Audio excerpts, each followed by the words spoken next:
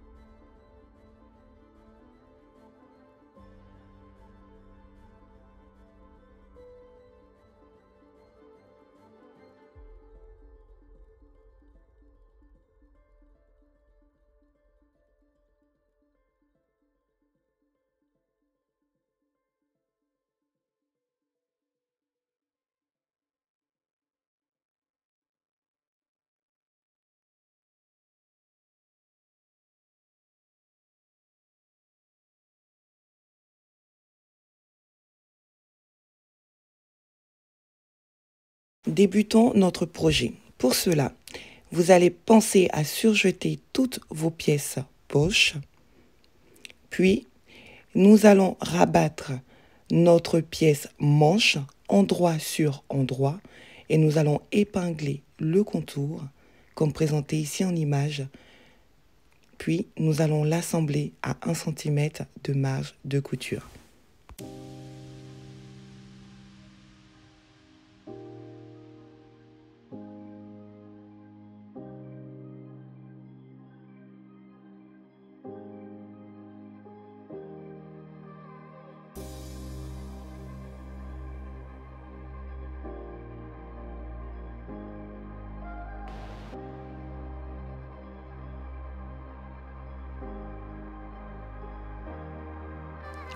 Pensez à thermocoller votre parmenture, qu'elle soit ronde ou cœur.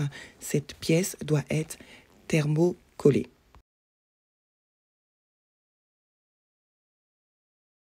Pour rappel, toutes les pièces doivent être surjetées avant assemblage.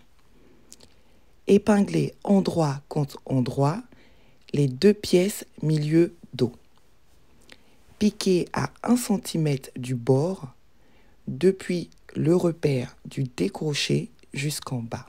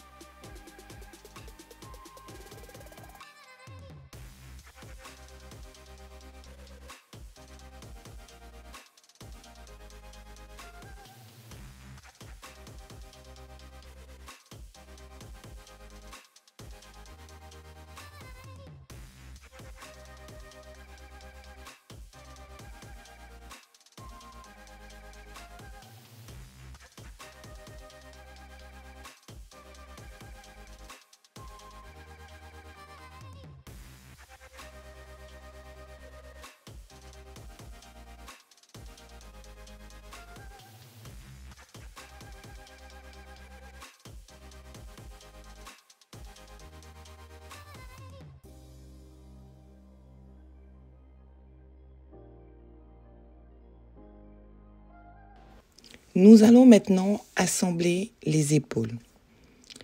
Épingler endroit contre endroit le dos et le devant au niveau de l'épaule, puis cousez au point droit à 1 cm de marge de couture.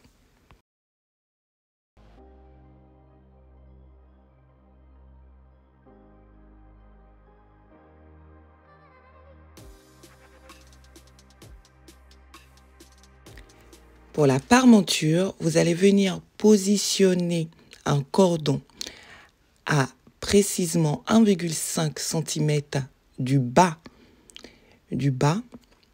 puis vous allez venir le fixer solidement avec un point droit en faisant des allers et retours à 5 mm du bord.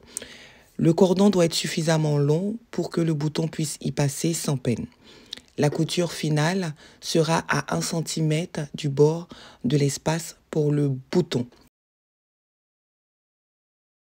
Terminé, vous allez venir épingler la parmenture sur le haut du vêtement, endroit contre endroit au niveau de l'encolure. Vous allez piquer à 1 cm en suivant tout le contour. N'oubliez pas de cranter l'arrondi de l'encolure dans la marge de couture et dégarnissez également les angles.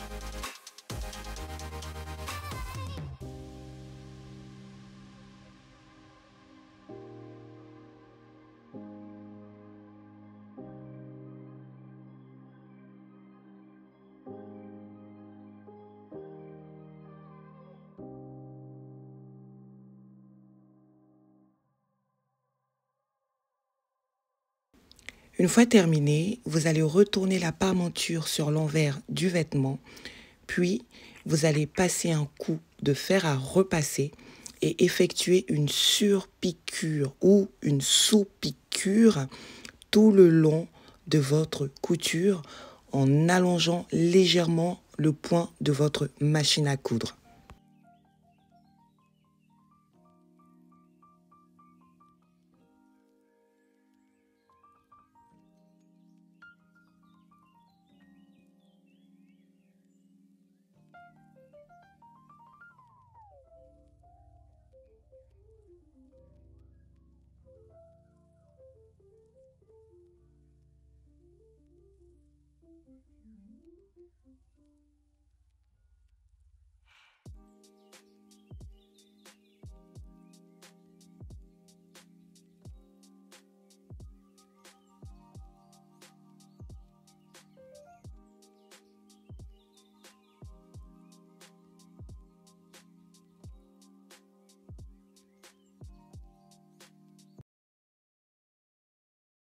Vous allez venir poser endroit sur endroit votre pièce poche sur le repère de votre pièce jupe. Vous faites la même opération sur vos deux pans de jupe, puis vous allez assembler à 1 cm du bord. Une fois que vous aurez terminé, vous allez rabattre la poche sur l'extérieur, passer un coup de fer à repasser et surpiquer à 2 mm du bord.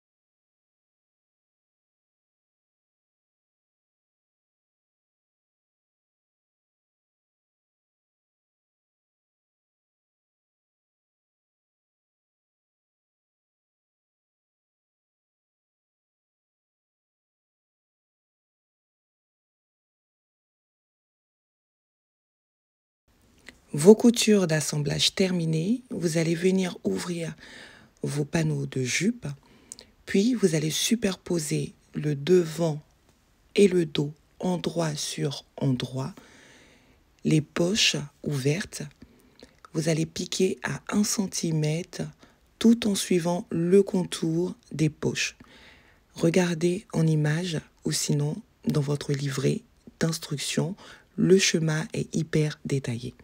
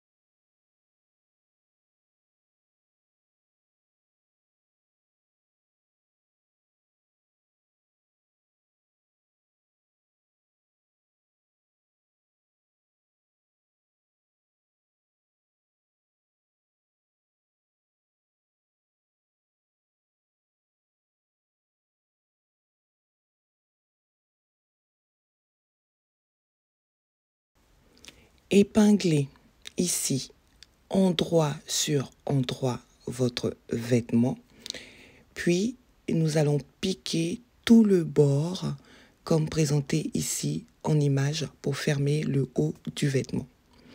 Vous pouvez ainsi profiter et poser la manche du vêtement. Vous allez le découvrir en image.